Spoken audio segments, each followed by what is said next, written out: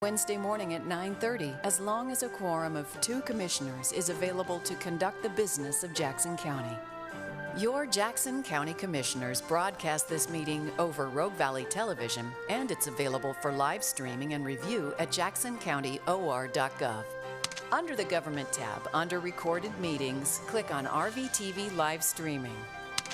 The types of business that occur at this meeting include public hearings, official voting on actions by the Board of Commissioners, presentations by departments of the county, and recognition of service that makes our county great. Agendas of the meetings are posted on the Commissioners' Bulletin Board and released on the county website and through local media in the time required for public notice. Many of the conclusions on the business presented to the Board of Commissioners have been discussed in detail and prepared by the Administration Office and staff prior to consideration at this meeting and the official vote. These prior discussions also have been properly noticed and the work done in a transparent manner. We encourage you to come and experience the process by attending any of these meetings or watch online at jacksoncountyor.gov. And now, your Jackson County Commissioners, Dave Dotterer, Colleen Roberts, and Rick Dyer, working for you.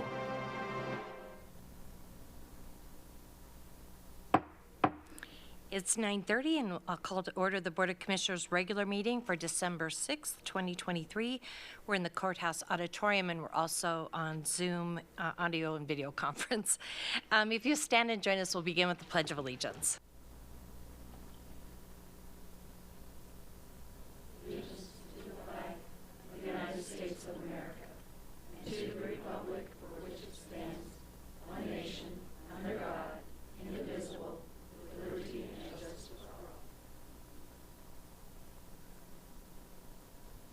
So we're going to begin our meeting today with a really neat award. It's a Years of Service Award, and it's for Dina Harris with the Community Justice Department. So if you will come forward, we'll meet you at the podium, and I guess Lindsay's coming up with you. And we have Kiki Parker Rose online, I believe. Oh, there she is. It's on.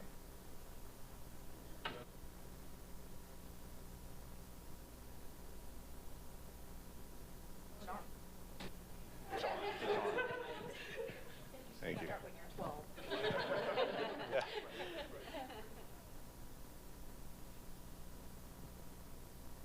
And I do appreciate you telling me when you hand me the hot mic, so just in case. Well, thank you all for coming. It's nice to see a nearly full house today for our Years of Service Award for December 2023, and that is going to Dina Harris of Community Justice Department, presented on December 6, 2023. Dina Harris began her career with Jackson County in 1991 as an office assistant with the Community Justice Department. She left the department for a few years to work in human resources in the timber industry. The last time anybody worked in the timber industry, wasn't it? When she returned to the county in 1998, she became a community justice officer working with home detention and pretrial cases. In 2015, Dina joined the Parole and Probation Office as a senior deputy parole and probation officer. Dina is a Jill of all trades, like that, and has done a bit of everything throughout her 25 years with the department. And I was going to ask this question. If you ask Dina, she'll tell you she started in the county when she was 12 because it's the only way she's old enough to be celebrating 25 years of service. My question exactly. Dina is energetic, hardworking, and a supportive team member. Most notably, she has worked the longest in the gender responsive unit than any other probation officer. She was instrumental in the design of the collaborative and in building partnerships with the Oregon Department of Human Services. Dina is often seen holding babies during home visits and providing encouragement as well as parenting guidance to new mothers. She works hard every moment of her workday while still maintaining a balance between her personal and professional life. Difficult to do, I know. She enjoys spending time outdoors and loves spending time with her family. Dina, on behalf of the Jackson County Board of Commissioners, congratulations on 25 years of continuous service to Jackson County. You've been a devoted and hardworking employee who consistently offers us your best. Thank you for your dedication to the citizens of Jackson County. Thank you. I just want to add that I know that working where you do, you really got a tough job. And we really appreciate all you do because this is the part of our community that needs a lot of help, most help. So thanks a lot. And congratulations to you. And 12? Really?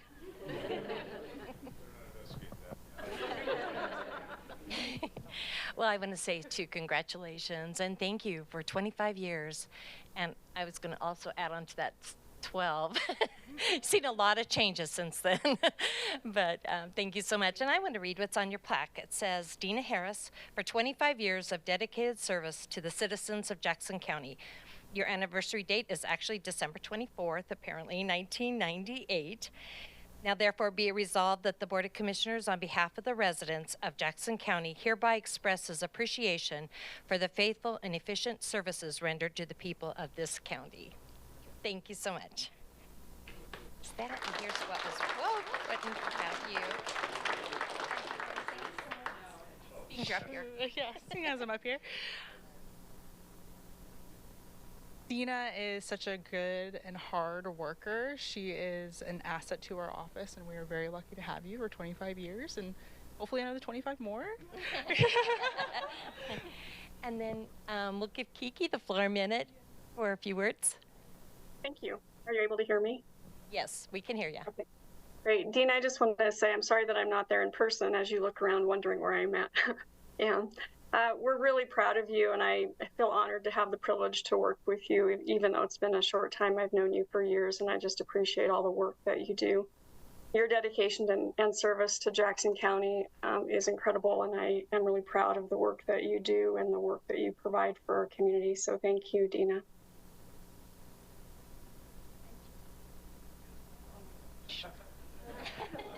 Time flies when you're having fun. Well, thank you. Congratulations again.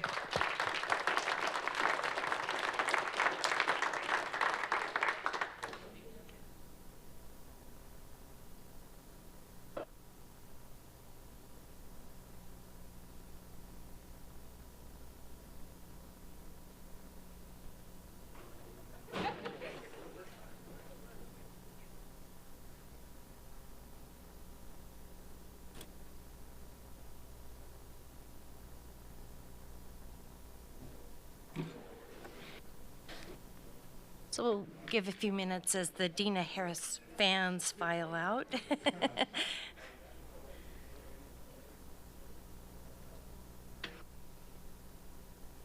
I can't believe they don't want to stay for a road transfer. I mean, come on. So we'll move on to the request for and discussion of non-agenda items, a 5-minute limit pursuant to the codified ordinances of Jackson County, section 213.06. Members of the public may address any item not on the agenda. However, pursuant to ORS 192.640, the Board of Commissioners is prohibited from discussing a principal subject that is not on the agenda. Therefore, the Board of Commissioners will listen to your concerns and may consider the matter you raised by asking staff to follow up on any questions or by placing the matter on the agenda for discussion at a future meeting. And so we'll start with our sign-in sheet in the auditorium, and we have Sherm Simmons here today to come and speak. So you're first up. And when you come to the podium, if you give your name and address for the record, and then we can just begin. All right, thank you very much. My name is Sherman Simmons. I live at 5756 Highway 234, Central Point, Oregon, Sam's Valley. What I came here today to mention, you're quite aware of the lawsuit in Newport regarding trails. Apparently, the city has been found liable for damages sustained by a person that fell on a bridge walking on a trail. So now they're going to close the trail. Medford apparently was part of the suit and defense. We need to defend this. The legislature has to adopt legislation to protect landowners, private landowners, and municipalities from liability for using these trails that are traditional trails, regardless if they're used for recreation, which is covered now and apparently by statute, or for other purposes, because we're going to get these trails closed. It's very close to me, is my heart, what I care about. I like the areas open to the public as much as we can get them. I'm a hiker, outdoorsman. I classify myself as being, as an educator. When I was teaching out of Snoqualmie and other places, one of my things was I got students out of the classroom on trips all over Puget Sound. I've taken them to Europe. I've done those things. Get them out. Get them in the courtroom. Have them tour jails, by the way. Douglas County, Josephine County, I did that. Got them exposed, put them on police ride-alongs. But the point is, I took my students out for PE, frequently hiking. Those trails did a lot for those students. I get things on Facebook, messages from my ex-students that they still take their kids out hiking, thanks to what I introduced them to. Get them out off the streets, get them out there where they can do healthy activities. Well, if we get these trails closed, I'm looking at private lands. I brought up Medco Pond and areas like that, Butte Falls. We can hardly get off the roads and to the creeks anymore. Evans Creek, you know, that's another topic. We got junkers going up there, junking motorhomes and trailers, making a real mess. So we're getting these areas closed off to use. We have to take a stand and try to keep these areas open to the public.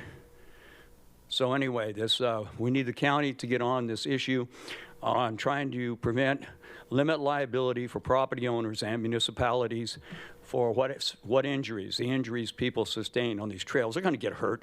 Sooner or later, I had a couple students get hurt on some of my hikes. It's always going to happen. Somebody has a branch and they flip back and hits a girl in the face. That happened. But you take care of it. You address the issues.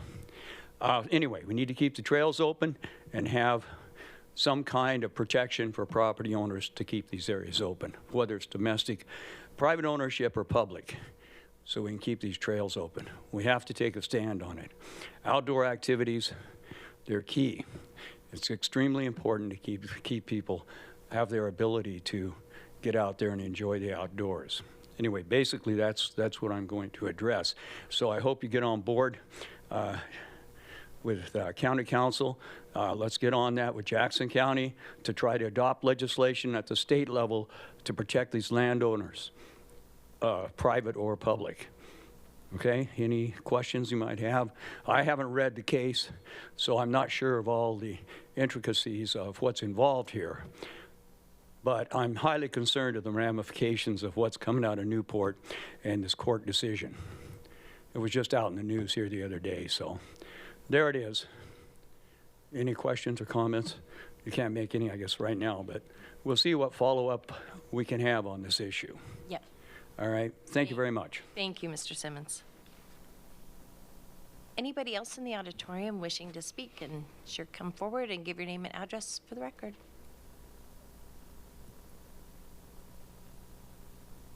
Good morning. Good morning. My name is Joyce Michelangelo. I live in Central Point, and I agree with the gentleman that was before us. We have lands here that the government tries to steal from us at the federal level and sometimes at the city and county and state level. And so I just would start off by agreeing with that gentleman. The reason I'm here, though, is to speak about this proposed initiatives we have for changing the makeup of our county commissioners. The proposal is to increase from 3 members to 5. And I do not believe that that is in the best interest of our county. Our county, with our 3 commissioners, is well respected throughout the state and other people within the within the United States. The people making these proposals believe that you can just cut somebody's salary and give that salary to somebody else and, oh, we're all even. We're not all even. For our county commissioners, you each have an office, you have staff to support, and you have training that is required, which we absolutely appreciate that the training is available to our commissioners and they get to participate. And there are all sorts of other related costs that isn't included in this, just take away somebody's salary. They also complain that, oh, well, once 2 of you are together, that counts as a quorum, so you can never just be together. Well, with 5, what are they going to do? You're going to have person A talk to person B, and then the person A talk to person C, and then person A talk to person D. None of that makes for a transparent situation for our county. We are more informed when our county commissioners are speaking to each other in a public forum each time they're discussing business. And I have found that you have been very respectful in not being with one another in other types of situations. So we appreciate that you really do hold yourselves accountable to no two people being together, just chatting about what's coming up. You are very transparent in your meetings, and those meetings are available to the public. And the other thing is our county commissioners now represent the entire county. They're not saying, oh, I came from this district or that district or the other. That might not be on their agenda right this minute, but if you look at Josephine County, you see that that is the next step. And we believe that our county commissioners need to, each commissioner has to take care of the needs of the entire county, not be beholden to the people in their specific area. Thank you for your time. Thank you, Joyce. Anybody else in the auditorium wish to speak can come up, or anybody online can raise your Zoom hand. It's open to you as well. Madam Chair, there is someone with their Zoom hand raised. Great, you can bring them in. And when you're brought in, if you unmute yourself, if you're muted, and you give your name and address for the record.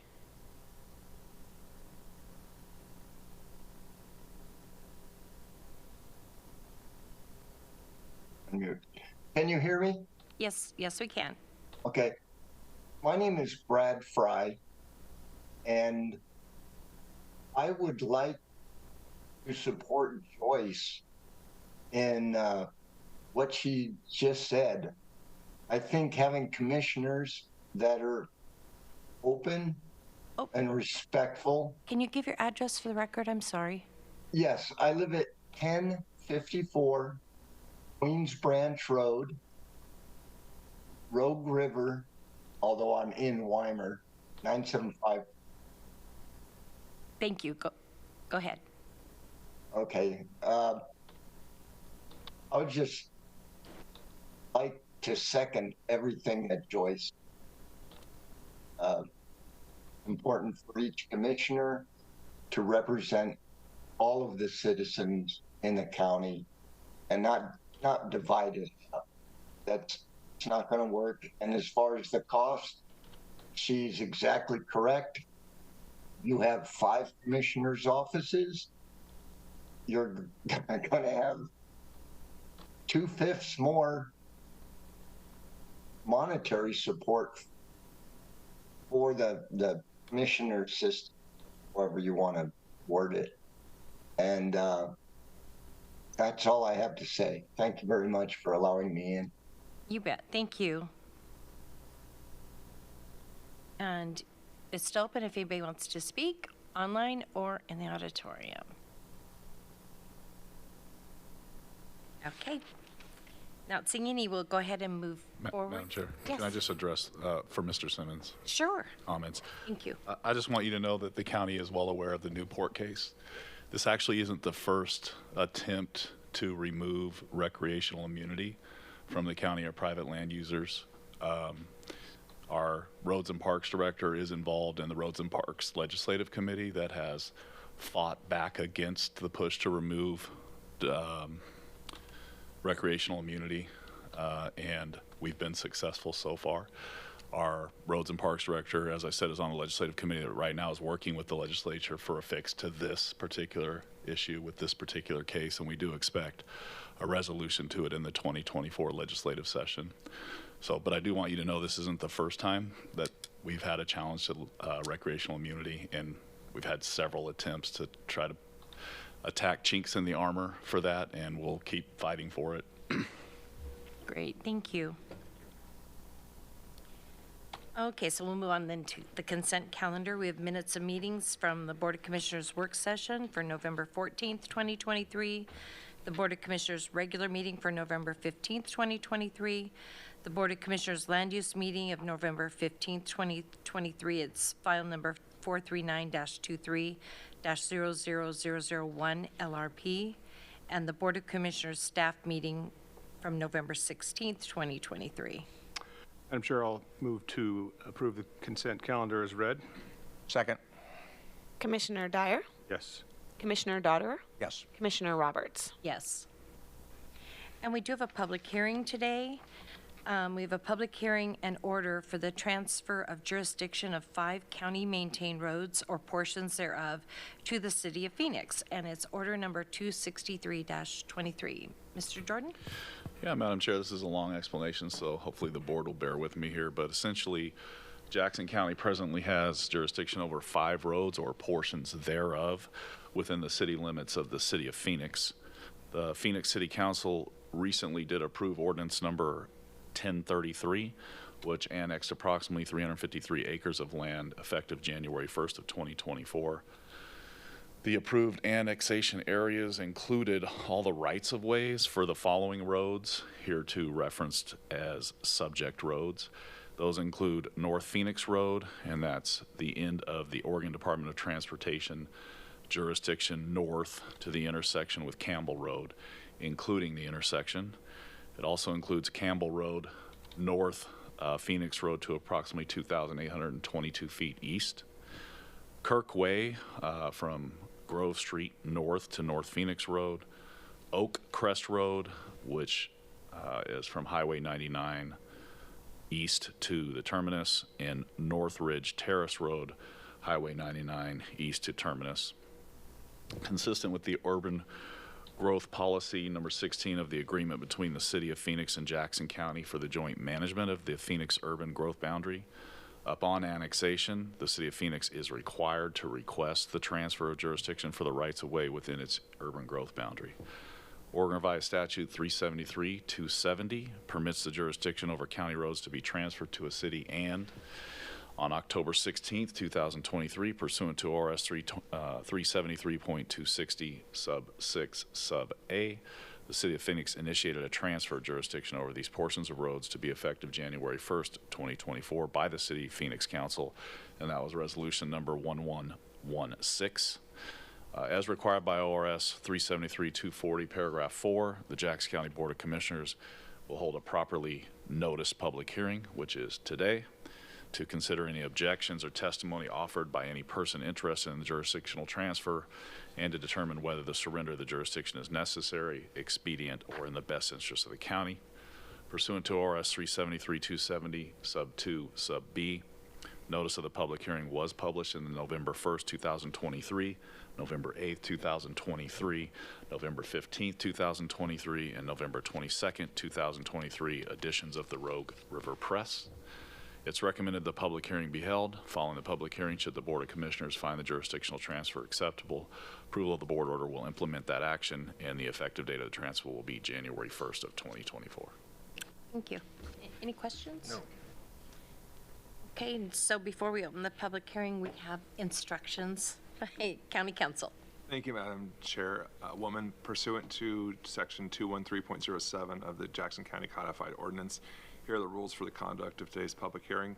Only a chairperson or a member of the Board of Commissioners may question a speaker. There'll be no interruption of a speaker from the audience and no debates on the floor. Applause is not permitted. A speaker may criticize the proposal, the board, or an agency of the county, but the speaker shall not argue with another speaker directly.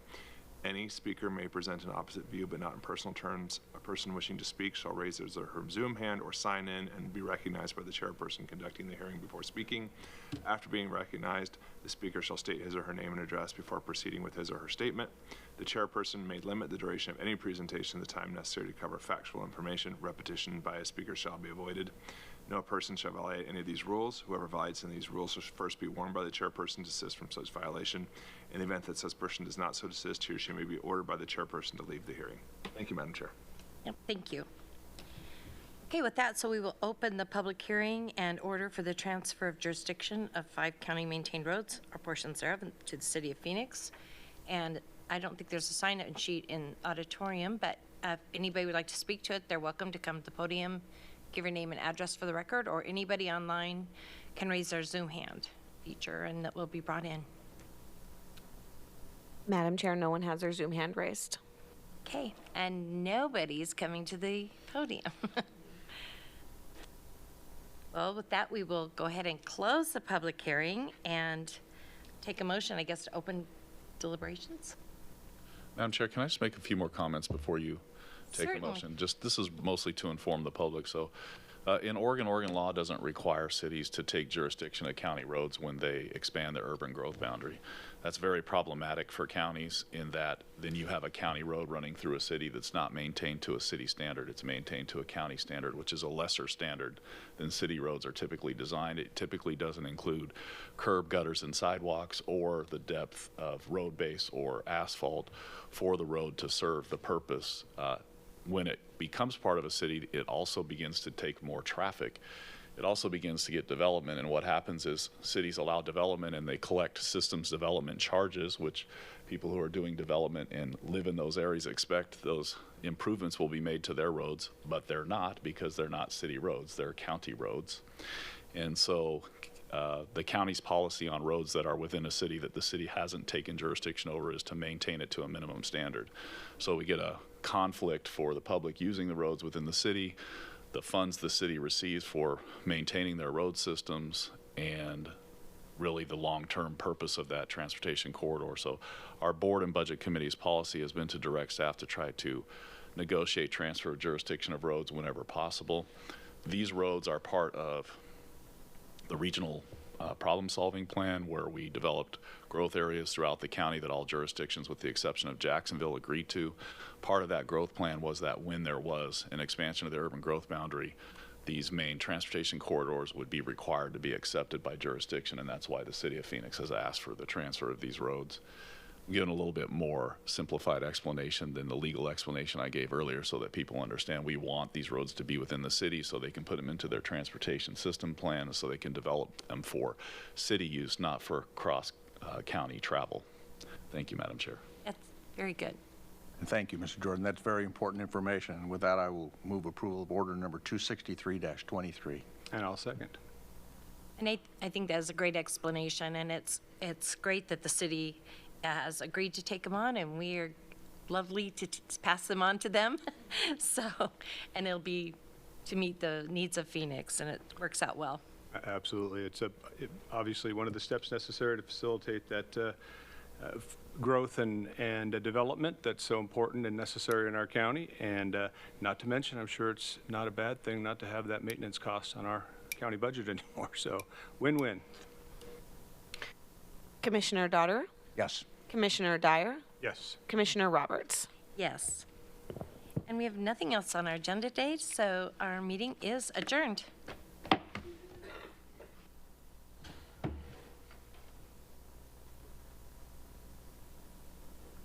We hope that you have enjoyed this week's Jackson County Board of Commissioners meeting. If you have any questions on any part of the show, please feel free to contact your Jackson County Commissioners or staff. You can find their contact information at jacksoncountyor.gov. To review the content of this or any other recent meeting, under the Government tab, under Recorded Meetings, click on RVTV Live Streaming.